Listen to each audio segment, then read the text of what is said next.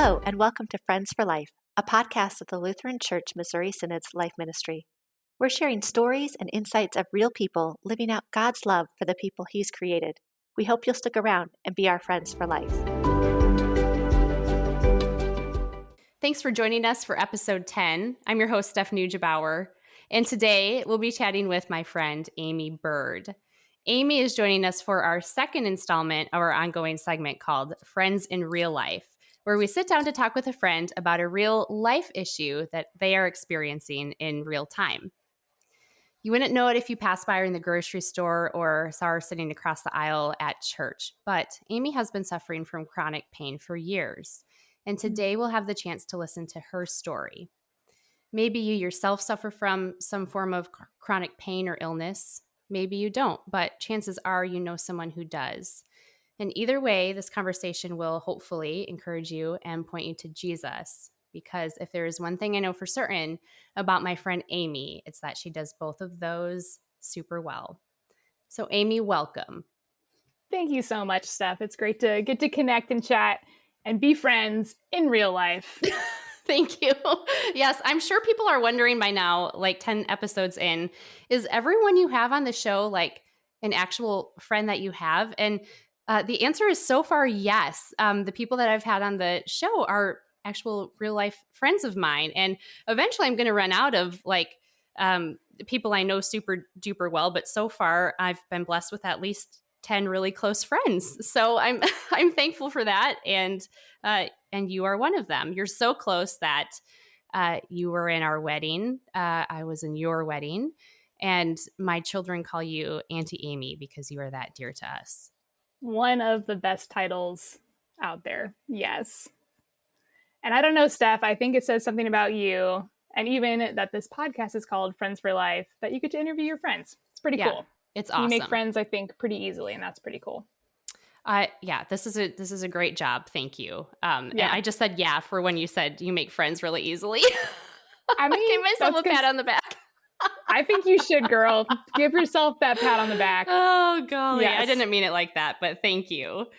And also, can we just give, because you can see me, I can see you when we're recording. Let's just give a high five for 10 episodes, which I know that just sounds so silly, but we're a baby podcast so far, and I just feel like 10 episodes is an incredible feat.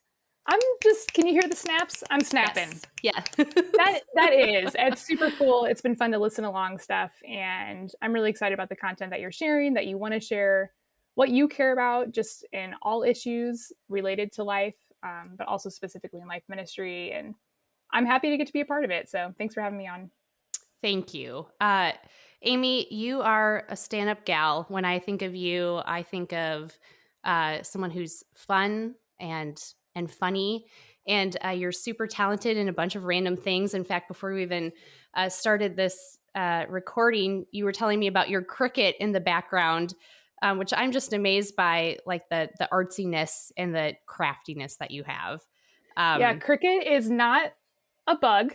It's not a new pet in the home. Oh, yeah. Sorry. Yes. Yes. But a really fancy printer thing that you can make pretty much anything you want come to life. Right. Cricut as in CRICUT, like cut, CUT, because it cuts. Yes. Yeah. Things. Man, and you're not even getting any bump or pay there for that little reference. But sorry, there's no promo codes at the end. No promo code. Yeah.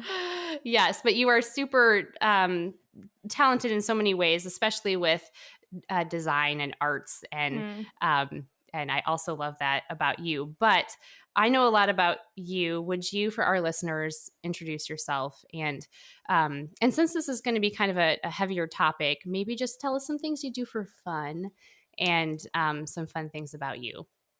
Sure. Yeah. Well, I currently live in Federal Way, Washington with my husband, Aaron, who is a pastor out here at St. Luke's Lutheran Church. We've been here for 4 years. Actually, the time of our recording today marks the 4th year of his installation at St. Luke's, which is pretty cool. Wow. So we're celebrating that. I serve as a senior editor at World Vision, which is also headquartered out here in Federal Way. I also am a fur mama we've got 2 dogs and a cat. So Carly is our 8-9-year-old-ish rescue hound mix dog. We've got Bella, who's our kitty cat, and then we just got a puppy named Teddy. He's a mini golden doodle. I'm obsessed. Also, that was a breakdown. It was not a breakdown of everyone's getting a puppy during COVID, but finally gave in. I feel like everyone is getting puppy during COVID. But our hope is with him to get to use him for ministry. So we're currently in the process of training him to be a therapy dog. That's a long road, so we'll see how he does with it. But that's also some of the thought behind that with him. Things that we do for fun, or that I do for fun, love playing sports, love playing volleyball. Haven't gotten to do that as much recently. Being out here in the Pacific Northwest, we love going out and exploring and hiking and fishing and just being outside. As Steph mentioned, also enjoy crafting and also writing. I get to do some freelance writing for Concordia Publishing House. They have a digital online magazine called Lutheran Life, not to be confused with Friends for Life, but it's related, I'm sure. Right. We're all talking about how to navigate this world, right? So that's been a super fun gig. And yeah. Amy, we were talking about this earlier, just getting prepared for a conversation. You are going now on, I think, 6 years of dealing with the chronic pain that you still experience today. Mm-hmm. And for most of that, I have been through that with you now, not always like right next to you. We've kind of lived in different parts of the country as well as in the same city, but I have been a spectator to that. I've tried to be a support for that, but I really don't know what it is like to be in your shoes. And although we've had a lot of conversations about it, we haven't, I mean, it's been piecemeal. And so I think it'll be good for me today to hear from you about what your experience has actually been like from the start, but then also to serve our listeners who either can directly identify with what you're going through or know someone who is dealing with something like you. So I guess could you just start from maybe the beginning and tell us when that kind of story began for you and what it's been like? Yeah. So in January 2015, I was diagnosed with chronic migraine. And for me, this was something that just kind of came out of nowhere. I didn't have migraines growing up. That wasn't a part of my story or even like genetic background. No one else in my family has this. I wasn't in a car accident. There's nothing that doctors can seem to be able to point to as to why one day I woke up and had head pain and it's never left. Now it has, I do have reprieve now, but for about a year and a half, I just had a constant state of pain. What would change is basically its intensity and maybe how it affected other parts of my body. But yeah, so chronic migraine is defined as at least 15 migraine days a month for 3 months. 15 migraine days? Correct. So that's half a month. Yeah. And I would say, and so where I was at in the beginning, it was every day. So it was just a constant ongoing just state. So it was kind of just living with a dull, constant pain that would then erupt into what people might more commonly associate with a migraine of maybe pounding or throbbing, or I like to say ice picking kind of a pain in your head. And people experience migraines differently, but for me, other symptoms that might come along with that are nausea and lightheadedness, certainly a lot of fatigue, word recall. That's still one that really frustrates me a lot, is being able to find words or even formulate them, like use my mouth to be able to speak them. Numbness and tingling, and just an overall sense of malaise or just kind of feeling out of it. So yeah, so especially for that first year and a half, that was a pretty constant state of life for me. I was employed during that time, and I worked for the LCMS Youth Ministry Office in St. Louis, and I'm so grateful for my boss and coworkers who worked with me to support me as best as they could and make sure I was able to get the rest I needed, as well as be able to get the work done, that what I needed to do for my job. But so it would kind of look like going to work as best as I could. Some days I kind of felt just like I was a zombie walking through the day, doing my best to be engaged and focused, and then coming home and just crashing and sleeping. And that didn't leave a lot of time for much else outside of that, besides just kind of a state of survival, of getting the food that I needed and going to various doctor's appointments and just trying to kind of stay afloat. So fast forward a little bit, I've seen a lot of doctors and tried a lot of different treatments and medications and things. It's really interesting. For as much as we know about the human body, there's still so much that truly is unknown. And that's certainly true when it comes to the brain and migraines in particular. There's not a ton that is known about why migraines happen, what might trigger them, and how to really prevent them. A lot of Western medication is just kind of treating the symptoms. So how to make you feel as comfortable as possible to try and have the some kind of quality of life that you agree to or that works for you. But yeah, so that included a trip to Mayo Clinic, actually, just a little full circle here. Got to stay with Steph's sister and brother-in-law who live in Rochester. But anyway, to do lots of poking and prodding and crazy tests there to try and figure out what was going on. And certainly grateful to share that it's nothing quote unquote more serious. The way the doctor said is there's nothing life threatening, but certainly it's life altering. And I would say that's been very true. In some ways, of course, it's wonderful to not have a more serious diagnosis, but having somewhat of an unknown kind of ailment makes it a little bit harder to treat, right? Because there's not really a clear plan or a way forward. Yeah. So I know we'll get into this more, but that's allowed for lots of opportunities to learn to trust God and his provision and healing in various areas, because doctors haven't really been able to do a lot.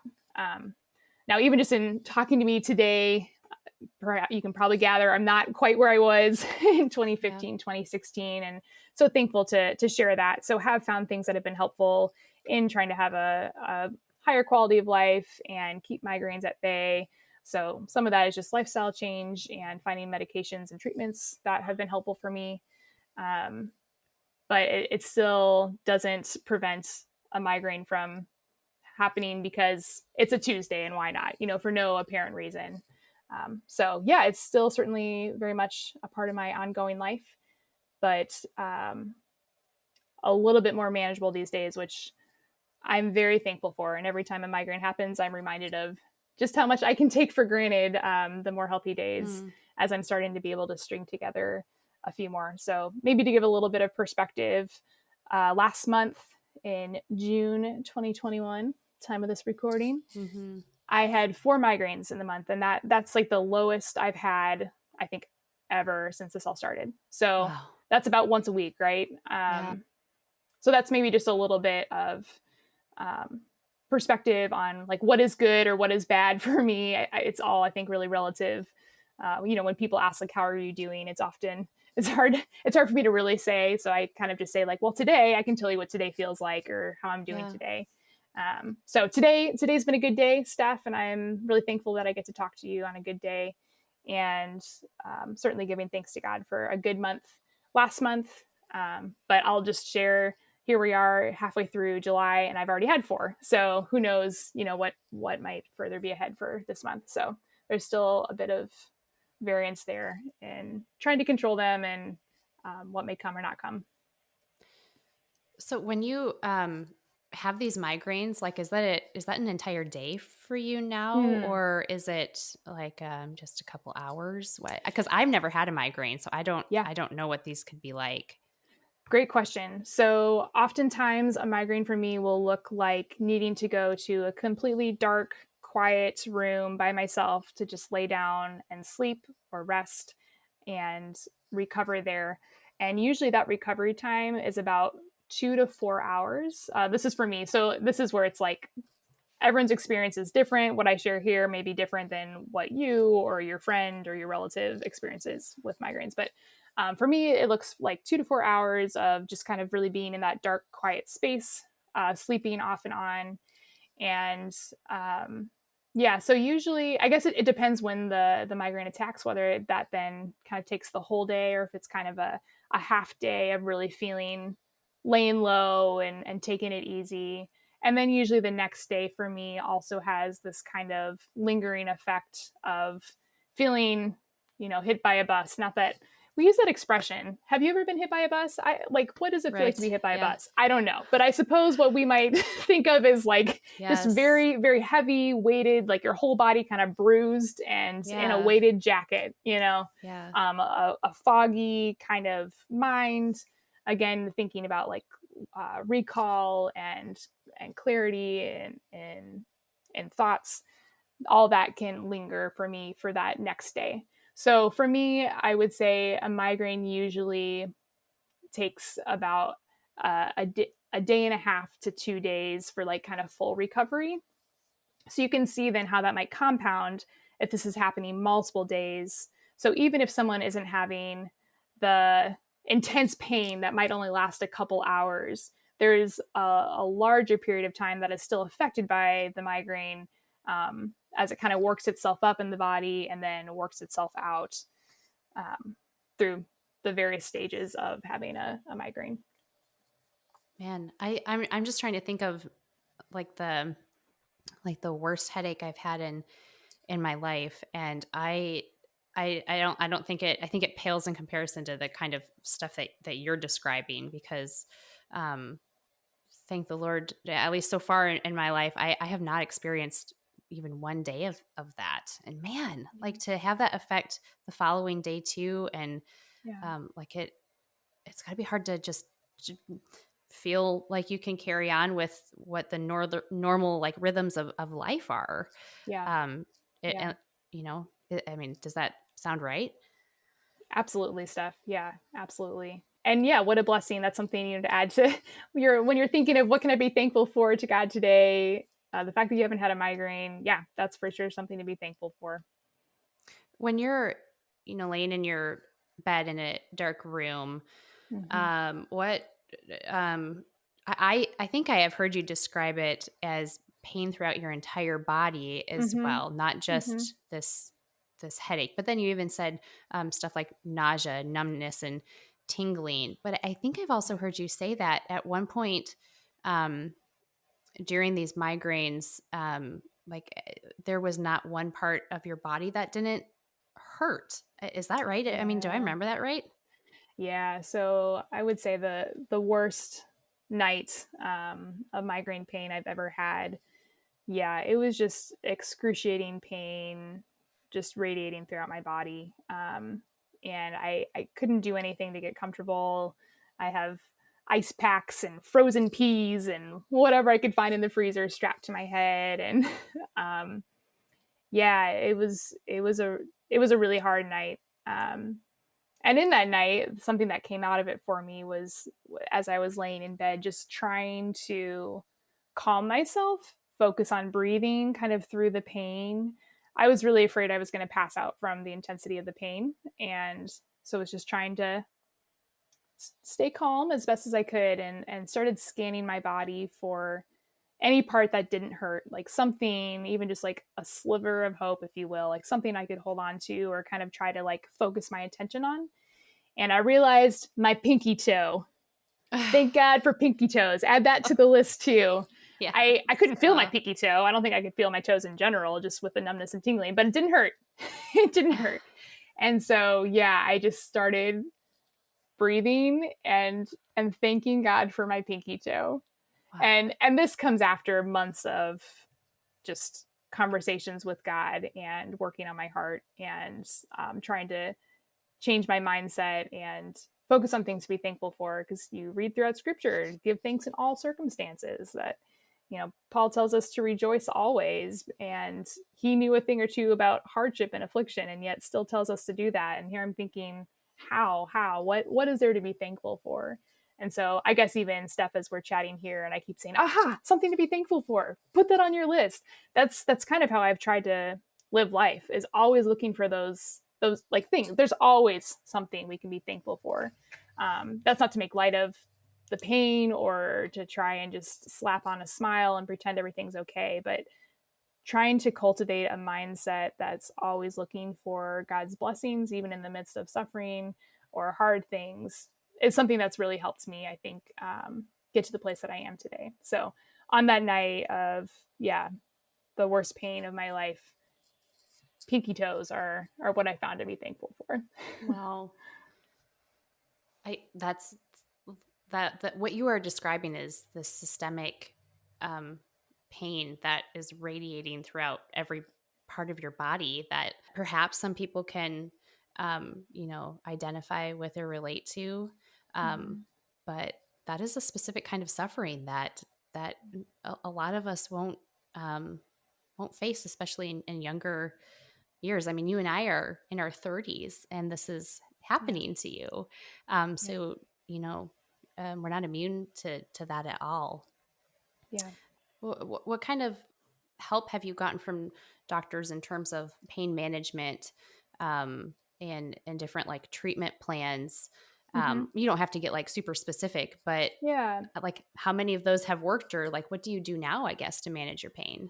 Yeah. I should keep track of the number of different medications I've tried. It's a lot. And that's kind of the strategy, more or less, working with Western medicine. And the reason I say that is because I've found more relief more recently with things like acupuncture and therapeutic-based massage that comes more out of traditional Chinese medicine or Eastern medicine. But just, you're the normal doctors you go to, and when you say, hey, my head hurts, what's going on? The solutions were really try this medication, see how it goes. And if that doesn't work, we'll come back, we'll try something else. Oh, now this medication brings this side effect along with it. Here, add this then for this side effect. And all of a sudden you're compounding all the different medications you're taking to treat the different side effects and symptoms of your whole buffet of medicines. So that's kind of where I found myself. And it took a little bit of time even to untangle some of that web of the different medications and the side effects that they've had. Some brought relief and some, have been helpful. So I'm not trying to say that's wrong or bad. That was just the approach that I was led through, and it's just really hard. It's really hard. It can feel kind of like your one big science experiment, and you just have to find what works for you. I think that's multiple neurologists have shared almost those exact words of, there's a lot of different medications out there. We'll keep trying, and we'll just have to find what works for you. And that's, it's a hard approach. So currently, I still do have a medication that I take that when I get a migraine attack, that helps keep the pain at bay and lessen the length of time that the attack is. And then, as I mentioned, I found some just maybe more natural ways of healing. I mentioned earlier lifestyle changes and things. So one of the first things that they'll have you do if you're trying to figure out the source of your ongoing migraines, is looking at what you're putting into your body. So looking at food. So I went through a pretty extensive elimination diet. I know you remember those days. Thank you so much for trying to keep track of what I could and couldn't eat and trying to find something that was tasty. Yeah, it was pretty much texting you for, hey, like, Amy, can you send me a recipe of food that you can have? And you were great about that. And that made it easier. But yes, you've had some wild diet changes. Yeah. So finding out food triggers, has been a part of it for me. There are other things just like environmental triggers, like certain smells or lights or activities that also can be triggers for people. So that's another part of it too. Of course, stress affects our body so much. So work-life balance is really important, getting enough rest and drinking water and exercising and all the things that doctors tell all of us to do for everything are also just a part of the basic, like taking care of yourself. What does it feel like to like be one big giant science experiment and like have this like cocktail of medicines that you're working through trying to figure out which ones work and which ones actually cause like adverse effects? Like what does that feel like? Because Yeah. again, like I can't place, I've never been in those shoes before where I felt like doctors are just taking stabs in the dark at me as far as like as helping me. Mm-hmm. That's what it feels like, the stabbing in the dark. It feels like you're lost. So it feels really disorienting, like not knowing what to cling to, if you will, what will help. And after time, certainly a sense of hopelessness. Even just, again, hearing from the Mayo doctor, it's not life threatening, but it is life altering. Just kind of this resignation of like, yep, this is just something, we don't know where it came from or how it started, and it's something that's kind of just going to be part of your life now. Like that's not a super hopeful kind of diagnosis to hear. So more recently, and some of the people that I've been able to connect with out here, healthcare providers, they've shared things of that have sounded more hopeful of, no, like there is a way that we can work on this. And even still, like I'm tentative, one, to even share that here, right? Yeah. But tentative to believe it for myself too, after so many years. And well, after so many years of not seeing that come to fruition. And I say this, I'm 6 years in. There are people who have been at different chronic diseases or ailments for much longer. Yeah, so it can feel like a sense of being alone and not understood, and not knowing really if there's hope or a way out of where you're currently at. Yeah. Wow. And man, I mean, that again, that just gave me pause because any kind of, I mean, so far, again, praising the Lord for that, but so far, I don't know what that's like to have this ailment that doesn't have an end, you know. Hmm. I've certainly been sick before, and I've also even had conditions before. In both of my pregnancies, I had a really terrible condition that really was only solved by having my babies, but there was an end to that too. Yeah. And Yeah. I can't think of what that's like for you, like this is life altering, as in this could be your whole life, Mm. not having necessarily a like a guaranteed way out. Mm-hmm. That's a different kind of suffering that some of us can't, you know, um, really resonate with, thankfully. But again, hopefully just to make us aware of, there are people in our midst who deal with this on a daily basis. So Yeah. then I guess my next question is, who has stepped in to help you and care for you, Mm-hmm. and what what kind of burden does that place on them, and what kind of burden does that place on you at the Yeah. same time? Yeah. Certainly, my family has been huge. So my mom and my dad for sure, and now being married to my husband Aaron, where we are thousands of miles away from family, he really carries a lot of that burden living in the same house, right? So um, I know that can maybe be even harder for my parents being far away and not able to be with me, even if they can't change how I'm feeling.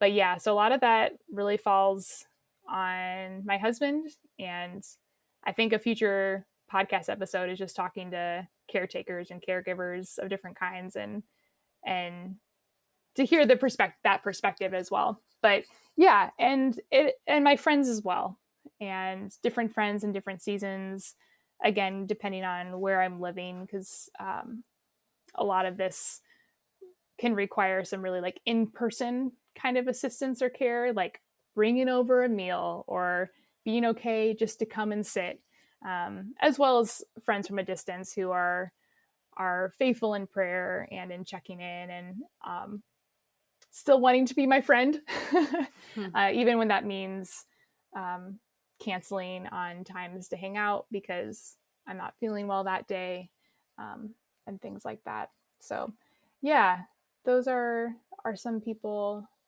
that have really played front row seats or had front row seats in my care. And then what was the second part of that? How have they cared? Or Yeah, I get, well, you already answered that, I would okay. say. I mean, you were pretty specific with that. Yeah. But I guess you answered my question in that that's a whole other podcast episode, because I I think asked you it about is. Yeah. what kind of Stay burden tuned. does that place on them? And then as the one receiving it, like needing to receive so much help, what kind of burden also do you have to shoulder Yeah. as the one like the recipient? Mm-hmm. And yeah, but maybe that just has to be like tabled, and we talk about that later too. But I guess what's your quick answer? Yeah. Yeah. The burden I know that my husband would say is that he can't make it go away. He can't help me. And I think my parents would probably say that as well. So it's the burden of seeing a loved one suffer and not being able to do anything about it.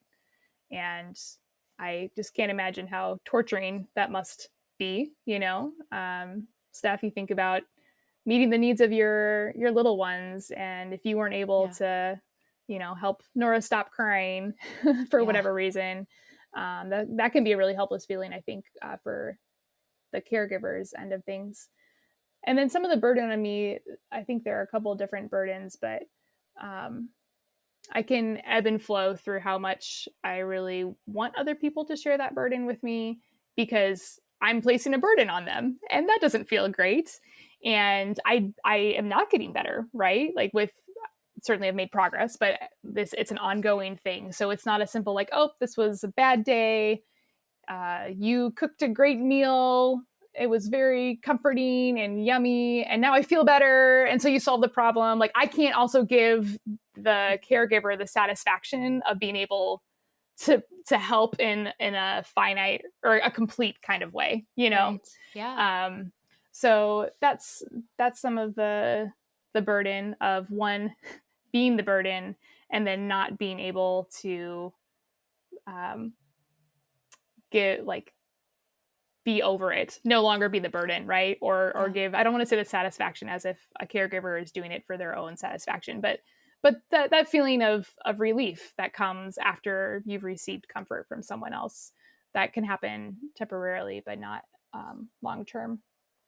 And then I kind of mentioned it before, but especially when it comes to friendships, feeling the burden of being a bad friend, for not being able to always be there, or canceling plans and things like that. That's kind of an ongoing conversation with all of my close friends, because inevitably, yeah, I am not 100% attendance in making our coffee dates or FaceTime hangouts or whatever it might be.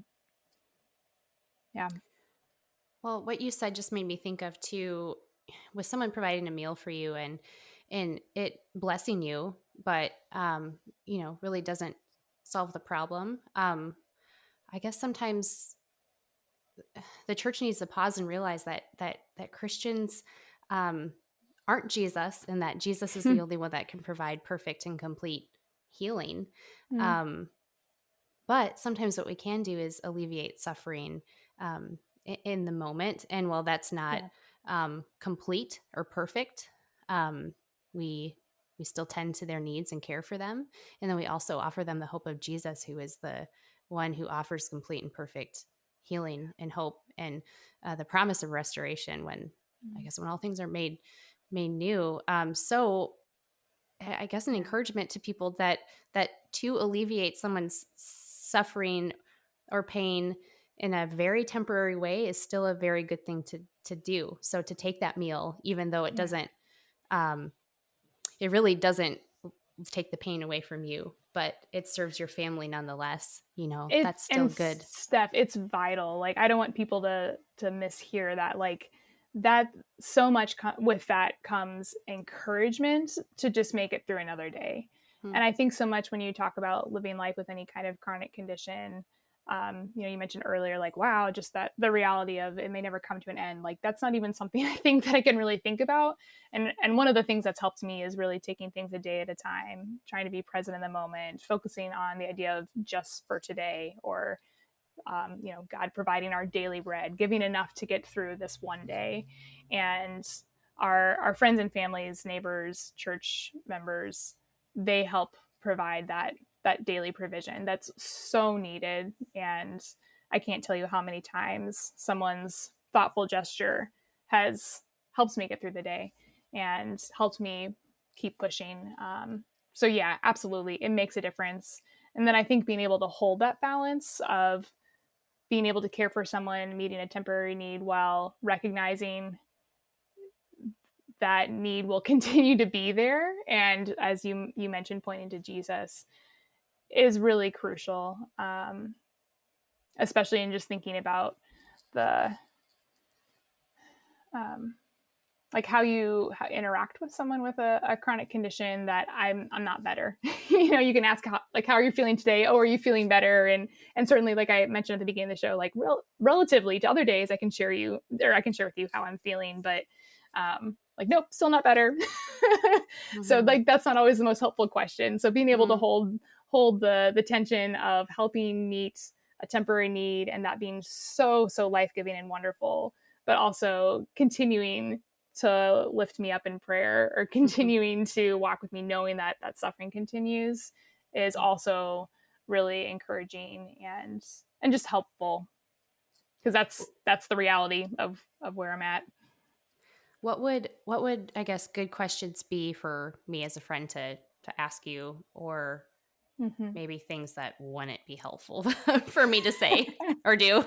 Yeah, I think like even just saying like, how's today, like putting more of a framework around it is helpful for me, because it's a lot to try and navigate through. Just how am I in general and on different levels. I mean, another thing that we haven't talked about but should be mentioned in any kind of chronic condition that's affecting your body physically, I can't imagine how that wouldn't also affect you emotionally and spiritually. Just being an interconnected human being of mind, body, and spirit. So yeah, along with the physical ailments that we've talked about, depression has also been a part of that journey for me, and certainly different periods of my spiritual walk as well. So that was a tangent, but I feel like something that needs to be said or should be included, in how we talk about things.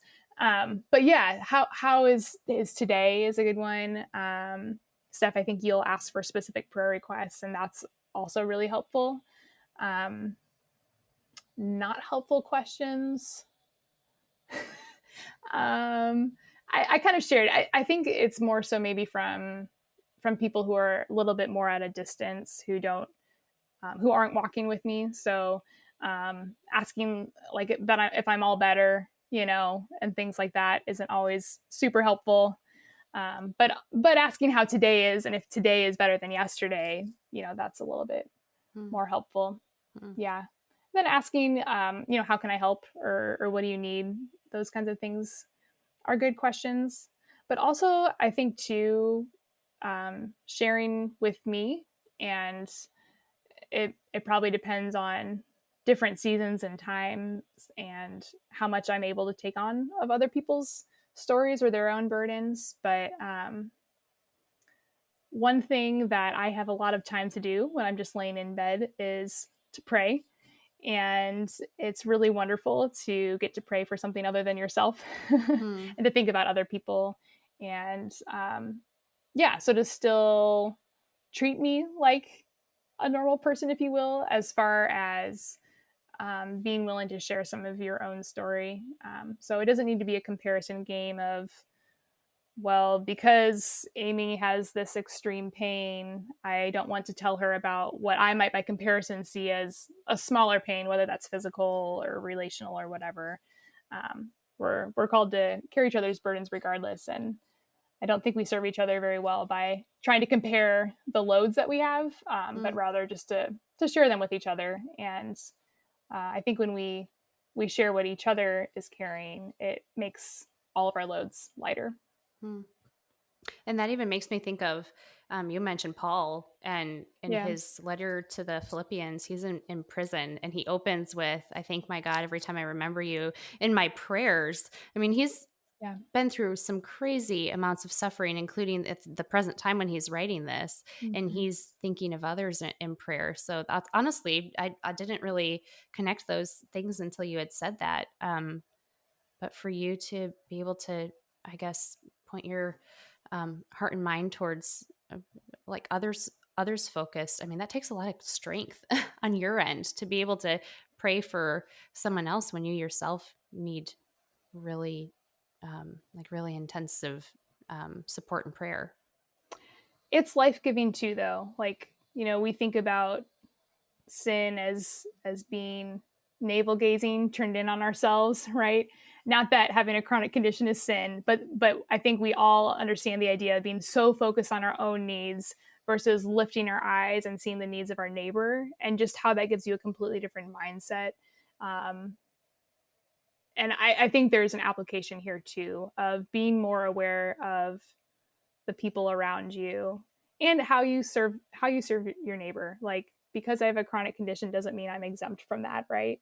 It might look different, but that's still what it means to be a follower of Jesus, to be a creature in his good creation.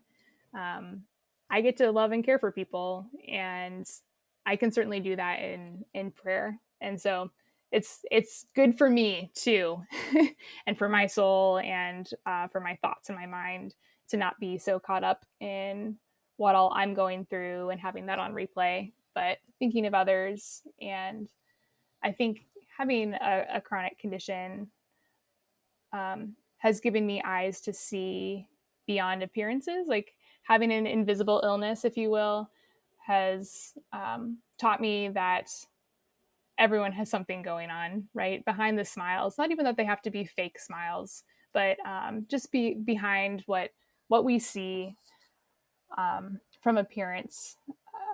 Everyone needs prayer, and I think if we take the time to listen, or even maybe to observe a little bit closer, we'll get clues into maybe how we can be praying for or caring for the people around us. You have your master's from the seminary, and you are married to a pastor.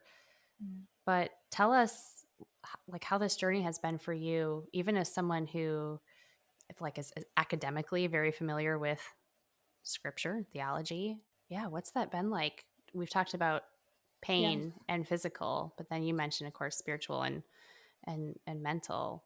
What's your wrestling been like? I would imagine it's been wrestling with God, but maybe I'm wrong. Maybe I'm putting words in your mouth.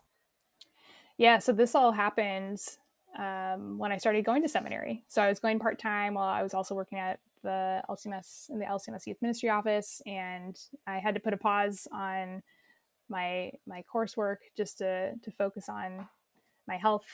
And so it was right in the throes of learning and really diving deeper into theology and our faith and things. And I think for a period of time when this was all starting, it was just a sense of numbness before God. I suppose there would be anger, but anger was just too much energy that I didn't have. And so it was maybe more a numbness, or a silence. And sure, I could cognitively tell myself these theological concepts, right? But sometimes that doesn't always tend to the heart and to the emotions or feelings that you're going through in life. And so, yeah, for a while it was kind of just numbness and nothing. And after a while, I knew that I needed to work on that, and I wanted to work on that. And I mentioned the Philippians passage. Well, you put Philippians 4 to it, but I mentioned just the idea that we're to give thanks in all circumstances. And I really wondered how that was possible, and if that was to be true, what would that look like even in my life, even now? And there was a book that I read at that time called 1000 Gifts by Ann Voskamp, where she's kind of taking this on herself of what it looks like to give thanks for 1,000 different blessings just in her ordinary life and through the different struggles of that life just presents. And for me during that time, it turned into praying a really simple prayer. I really wasn't talking much to God. I didn't really have any words to formulate, at least. And so the simple prayer was just with my hands open and just saying thank you, and really trying to be in a posture of looking to receive from God. And I would just repeat that, thank you, thank you. And sometimes then specific things would come to mind of things to be thankful for, and other times nothing, but it was still helping me get into the practice of seeking to have eyes that see blessing, and a spirit that looks for blessing, even when it seems like there's none to be found, because there always is something to be found. As long as we have breath in our lungs, and the various things around us. Oh my goodness, living in America, we can go on and on about all the things we take for granted, even without moving from our home. That is blessing and gift. But yeah, that kind of started to chisel away at some of the numbness, and allow a conversation with God to begin again. The other thing I would say too, and something I love about our faith and about our God that I really dove into and still very much cling to, is just praying God's promises back to him. And so I guess I haven't necessarily put this together, but just in your questions asking about what it felt like to not really get much help or answers from doctors, and kind of feeling like we were just trying things, and how that felt very disorienting, or like there was no sense of really hope or a way forward. And very, very big contrast. I have never doubted that God's truths are in fact true, and that he is trustworthy and faithful. And so I held him to that. And this is where maybe more of that anger, some of those feelings might come in or be at play. And it was just prayers of, God, if you say this, then show me, make it true in my life. And praying prayers like that to God, because he can handle it. He can handle all our emotions. He can handle the anger. He can handle the sorrow. He can handle the depression. He can handle the frustration, the doubts, the why me's, and giving that back to God and asking him to handle it is probably the best thing that I could do, because I certainly couldn't handle it. And so that's another practice, or that was another common part of my prayer life during that time, that again helped me to then see God's promises and see his faithfulness, and just deepen my walk with him, honestly. What's an example of a promise that you prayed back to God? Well, this is probably not one that you might first think of, but I've for how many years now? For several years now. This started in college, so over 10 years. Had this grand idea to have a word or a theme verse for the year. And that's something that kind of would direct some of my devotional times, my prayer times, just general focus around things. And this has become part of just some of my annual rhythms, I guess. So over Christmas break, between Christmas and New Year's, I usually take some time alone just to journal, reflect on the year, and sit with God and consider the year to come. And usually a word or a verse will come, and that will be then kind of my focus for the next year. So going into 2015, Steph, get ready for the kicks and giggles. The word came. Should I guess? Oh, yes. Oh, let's guess. Yeah. Okay. Guess. All going right, into 2014. So I had some kind of weird health stuff, but like life is pretty much normal. I'm like almost 3 years into my first big girl job, out on my own, living life, ready to take on the world, right? Mid-20s. Yeah, I was there with you. You were there with me. What's my word for the year? Let's see. I'm trying to think of something that would be ironic because I have a feeling that's where you're going. Oh, don't give it away. Okay. Persevere. That's a good one. It wasn't that though. The word that I chose from a passage that I had been reading and was really I just kept reading over and over is abound. Abound. ABOUND. Abound. Who chooses that word? I don't know. Why did I choose that word? Let me tell you, to put abound and a chronic illness diagnosis together could feel like a slap in the face, or maybe there's something there. And so the whole passage in 2 Corinthians 9 is worth reading and chewing on and praying back to God. But I'll just share one verse here for our time together, and it's verse 8. And God is able to make all grace abound to you, so that having all sufficiency in all things at all times, you may abound in every good work. Well, there's a lot in that verse. And this passage we often tie to like stewardship and giving. This is right after, God loves a cheerful giver and things like that. And those who sow plentifully will reap plentifully. But here I was reading a little bit differently, and I think it can stand on its own. And God is able to make all grace abound to you, so that having all sufficiency in all things at all times, you may abound in every good work. And this was a season where I didn't feel like I had sufficiency in anything at any time to abound in anything of any substance. And so that became my challenge back to God. God, you say that you will make all grace abound to me, that I will have sufficiency in all things at all times to abound in every good work. And really what that did is that released me from what I thought I was supposed to accomplish for the day and my plan and my schedule. And instead, I released it and said, okay, God, you are giving me all grace to abound in every good work that you have for me to do.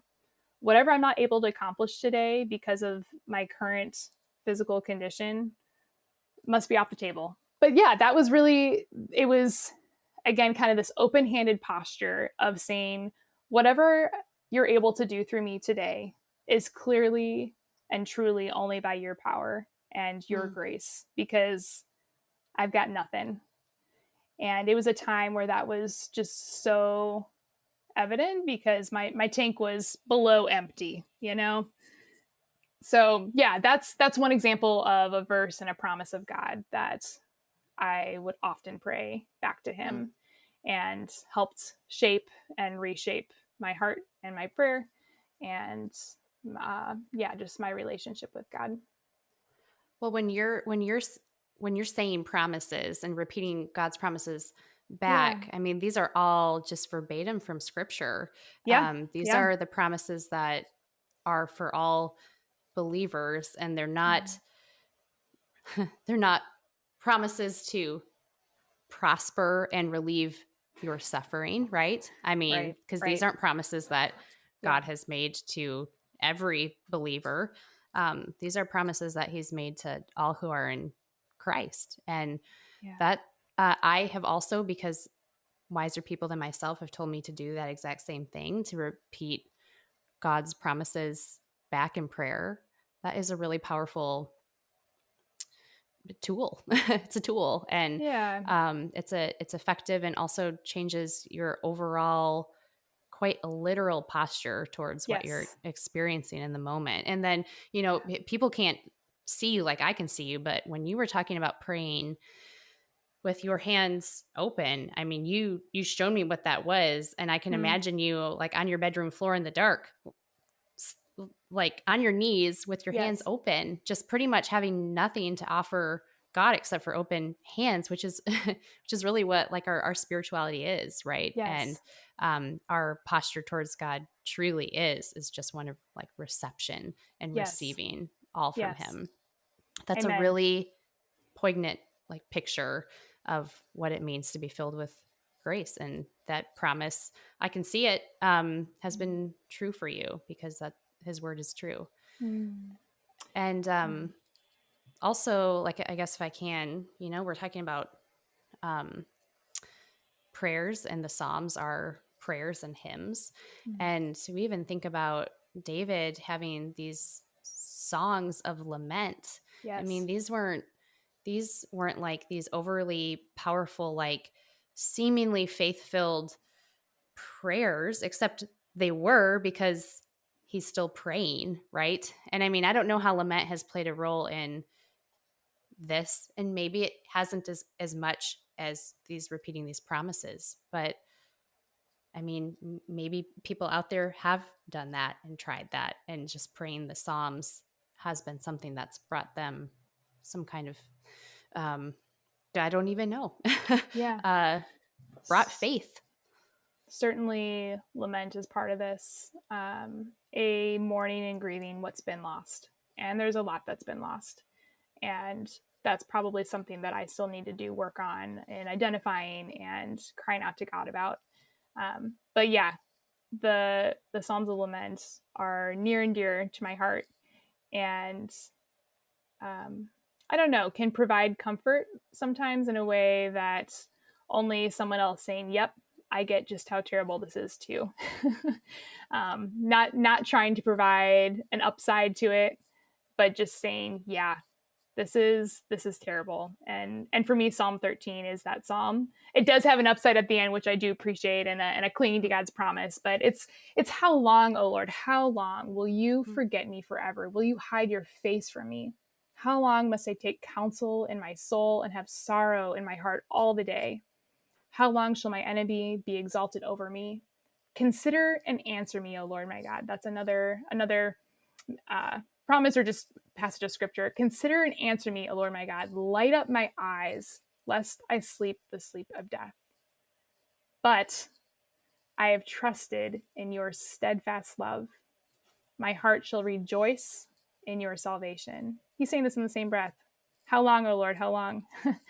But my heart shall rejoice in your salvation. I will sing to the Lord because he has dealt bountifully with me. Yeah, Probably a that's synonym with abound, huh?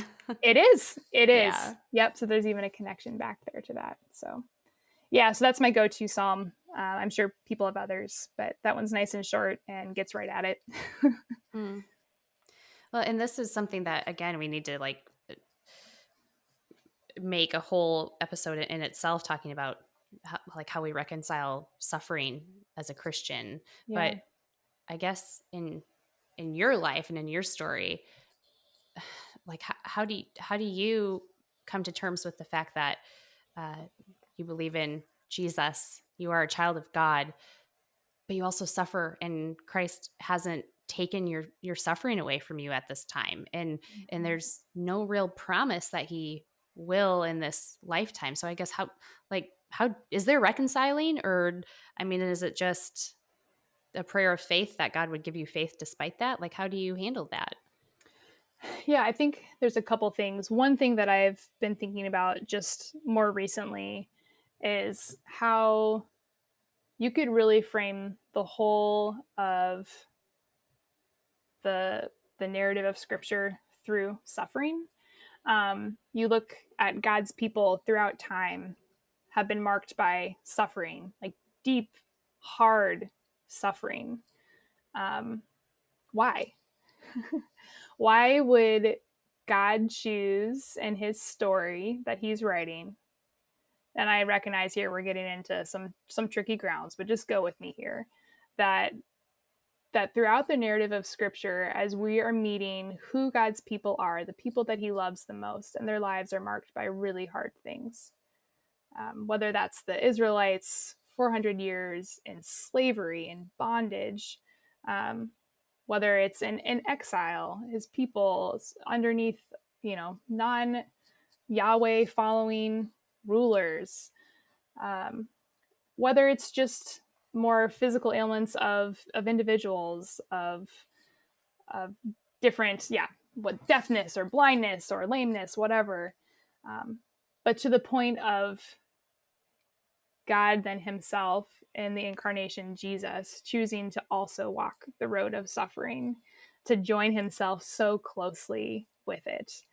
God has this special relationship, I think, with people in suffering. I mean, even in the Psalms, that God is close to the brokenhearted and those crushed in spirit. Why? I don't know, but I see throughout Scripture and in my own life and the world around us that suffering seems to be, I don't know, some kind of common thread or theme um, of God's people, and certainly people who are not Christian also deal with suffering as well. But to think that God himself would choose to connect himself with suffering so intimately to um, death on a cross is interesting. And I do think there's something there that seeing that Jesus would take on such suffering gives a sense of purpose, or maybe honor, or even dignity in the idea of suffering. I mean, I think about 2 Corinthians 1 that just talks about, well, it starts as just it says, "Blessed be the God and Father of our Lord Jesus Christ, the Father of all mercies and God of all comfort, who comforts us in all our afflictions, so that we may be able to comfort those who are in any affliction with the comfort that we ourselves have received from God. For as we abundantly," there's that word again, man, "for as we share abundantly in Christ's sufferings, so through Christ we share abundantly in comfort too." So I don't know. I think there's a connection there between walking in suffering and being able to offer comfort and care for others, and how we see that modeled in Jesus Christ himself, in the suffering that he bears, the ultimate suffering of the weight of sin of the whole world upon his shoulders. And through that, the connection to each of us and our individual sufferings and lives. So that's something I've just been reflecting on. Certainly, just theology of the cross. We can't explain suffering, but we point to Jesus, who has borne the weight of suffering on the cross, and that we have hope. The other passage that gives me a lot of hope, or as I think about just suffering, is from Romans 8, and just the idea that all of creation is groaning together, and we're part of that, and the hope that we have in the new creation. So in Romans 8, it talks about salvation as the redemption of our bodies. And as someone who would like to maybe have a new physical body or less pain, right? Or healing within it, the idea that salvation includes a redeemed body is something that gives me hope. And I don't know, even at times as there are aches and pains in my body, it can point me to the life that is to come, and looking forward to that day when all will be made new. Yeah, but you're absolutely right when you say, is it how do you find hope for life today? That's hard, but some of it is, just the hope that we have in Jesus, that comes with a new heaven and a new earth and a redemption of our bodies, a place where there is no more pain or tears, where sorrow has been washed away. And that has become more real to me than just words on a page. How would you encourage people who are listening who actually can relate to your suffering of chronic pain? What encouragement do you have? Maybe, I guess, just in like one or two sentences. It's hard because I think there are times when I don't want to hear any words, and that no words will do. And so I'm leery of trying to offer words to someone who is feeling something so deeply and being consumed by something so challenging, that there really are no words. There's no Band-Aid statement. There's no easy solution. The other thing might be the idea of taking things one day at a time and focusing on just the next moment or next hour or just the day, as opposed to trying to look too far ahead and see how things make sense or how things play out or play the what if game. But yeah, focus on where you are now and see if you can start stringing together things to be thankful for from one moment to the next. In this podcast, Friends for Life, I mean, our goal really is to highlight different life issues. So issues that affect a person's life from beginning to end. And one of those is suffering, and brings to my mind that we should have eyes to see and be on the alert for how the church can step in and serve. And so I guess wrapping up here, I want to know, what would your charge for the church be in terms of how can the church serve these people in our midst? But not only that, like, what is your place in the life of the church, even as you struggle and deal with this? I know you well enough to know you still serve. You're still very active in church, even despite days where you have to just be in your room in the dark. So yeah. Well, Steph, I appreciate just your awareness and your eyes to see, recognizing that, this does include people sitting in our pews. I don't know how many people have come up and said, maybe it's not exactly the same situation as my own, but like, hey, this resonates with my story, or I know someone, a dear loved one in a similar kind of situation. And so, yeah, I think it is more common than we realize, or just the idea of people being able to relate to suffering that lingers, that doesn't end or doesn't seem to have some kind of solution. So yeah, certainly they are people sitting in our pews and are people for whom the church can serve, as well as have opportunities to serve themselves. And so I think my charge for the church, as you asked, would maybe be twofold. And first is just that reminder or that encouragement that not all illness or suffering or ailments is visible. And it really does require eyes to see, like you said, and a sensitivity to the reality that there's more going on than what meets the eye, which requires maybe slowing our pace and asking questions and really getting to know people to learn where they're at and how to best care for them. And then the other part would be, as you already mentioned, where do I fit in the life of the church, or where do other people who suffer? Because certainly we're more than just a recipient of care, which yes we are, but also we also have vocations in which we get to care and love for the people around us too. And that's going to vary depending on what people's abilities are and situations and seasons of life. But I think across the board, there is a certain wisdom and perspective that people suffering from chronic illnesses have that really can only be gained by knowing what it's like firsthand to endure the kinds of things we've talked about, the pain and the suffering, the kind of all-encompassing thorn in the flesh that isn't alleviated.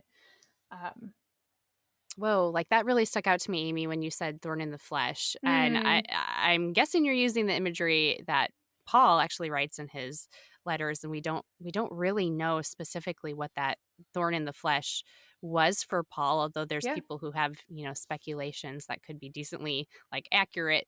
But wow, I mean, what does that look like for you? I mean, that has to be how you can identify with Paul in some way, right? I mean, is that what you're meaning by that? We are talking about Paul a lot, and man, I just feel like I resonate a lot with the things that he writes about, whether it's his own personal experience or what he shares to the different churches that he's writing to.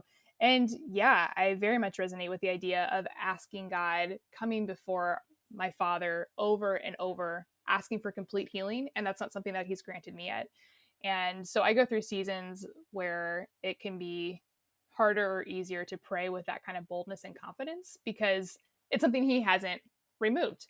And so when Paul talks about, praying 3 times for it to be removed, and then just kind of accepting it and recognizing that God's grace is enough and that his power is made perfect in Paul's weakness, is very much something I can also resonate with. Both the ongoing prayer for something that so far has been a no or a not yet, and also the recognition that during this time I live into that God's power is made perfect through my weakness. Amy, thanks so much for being willing to be on here to talk about what is considered your weakness. But as I'm looking at you and hearing from you, I also see the strength of Christ beaming from you. And I love you. Thanks for being on. Thanks, Steph. And thanks to our listeners for tuning in. If you liked what you heard, please leave us a review, and don't forget to click the follow or subscribe button on your app so you don't miss out on any upcoming episodes. New episodes drop the 2nd and 4th Fridays of every month. Finally, listeners, we want to hear from you. Do you have an idea about a guest or a specific topic you'd like to hear about? Email us at friendsforlife@lcms.org. We want to hear from you about what you want to hear about when it comes to issues of life. Thanks for joining us. Friends for Life is a podcast that introduces listeners to life issues by introducing them to friends who stand for life.